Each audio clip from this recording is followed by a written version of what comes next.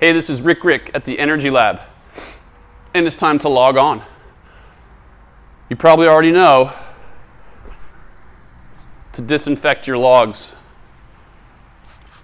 before and after you use them. Wipe that log down. Yep, real nice.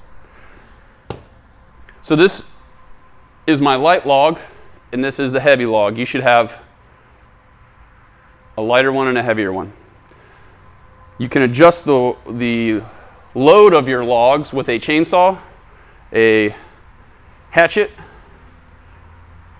Just make sure you wipe your equipment down before and after you use it. This can be done in your backyard in grass, preferably barefoot. And this is just like a nice fundamental pattern of good floor work through different planes of movement and just very fundamental strength movements that are awkward because of the nature of the tools, logs. So, first thing we do is a little inchworm,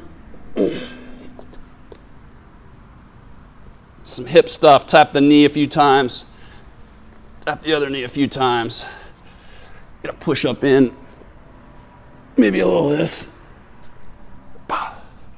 walk the feet in.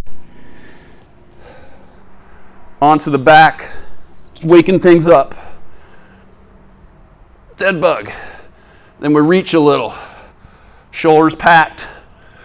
Up and back.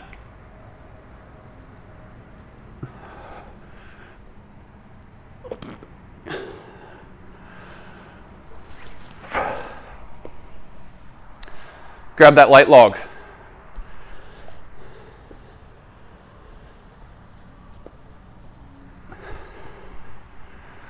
We're going to get into that lunge base. So my knee is not touching. And I'm just going to shoulder to shoulder with that log for a couple reps. Switching sides.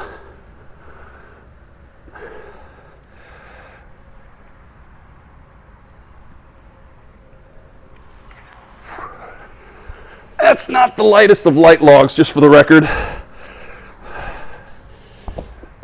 Respect the log, don't just smash it down on the ground. Put dents in your yard and stuff. Jeez. So that light log isn't really that light, but it works for what I'm doing. Little Jane Fonda in between before we hit the big dog, the big log.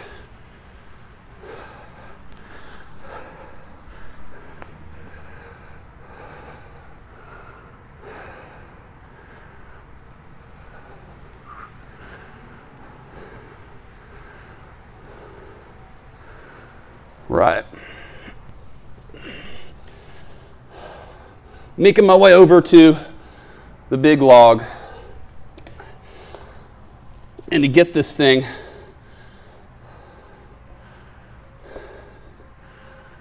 into a carrying position, I'm going to tilt her up. Because this one is, there's no question this is heavy. It's dense. We're going to bear hug it. And walk with it. How far should I walk?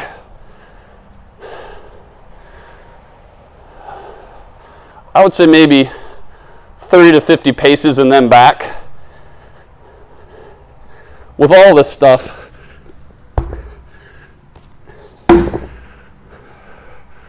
we're not going to fatigue on any of it.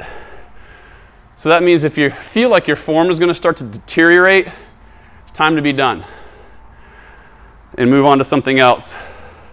Something on the floor, maybe.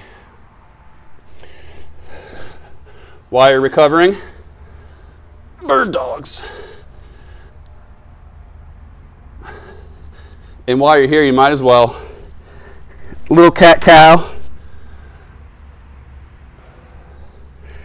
I also like to mess around with my forearms and put a stretch on the extensors and the flexors. So toes toes. Fingers pointing in. And you switch that hand position so you can work other parts of your wrists. While I'm here, I've got a hankering for a few knuckle push-ups while I'm here. 1, 2, 3. That light log, it's been staring me down. So what I'm going to do with it is I'm going to get it up over my head. Don't drop it on my head.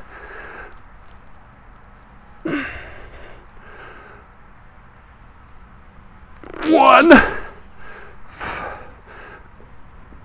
2, 3. Unstable, unstable. 4.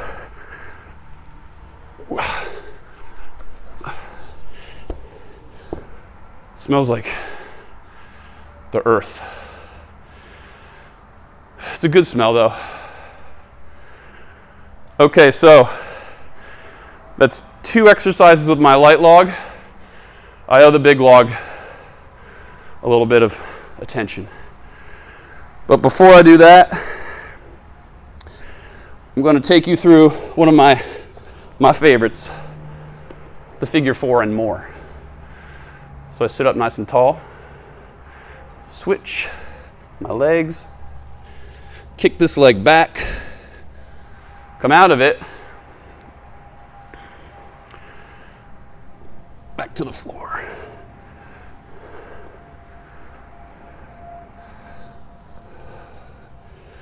Right here you can spend some time opening the hips up, come out of it.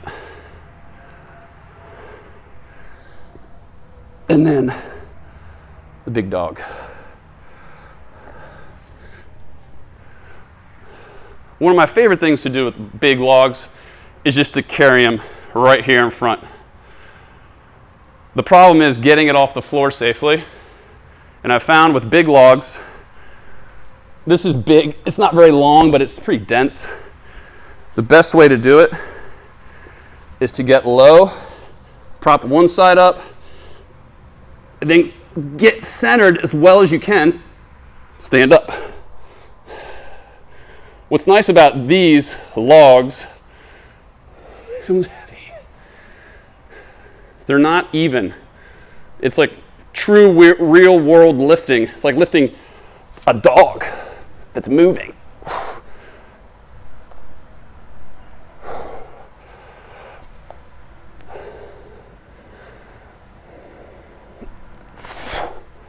It's lovely.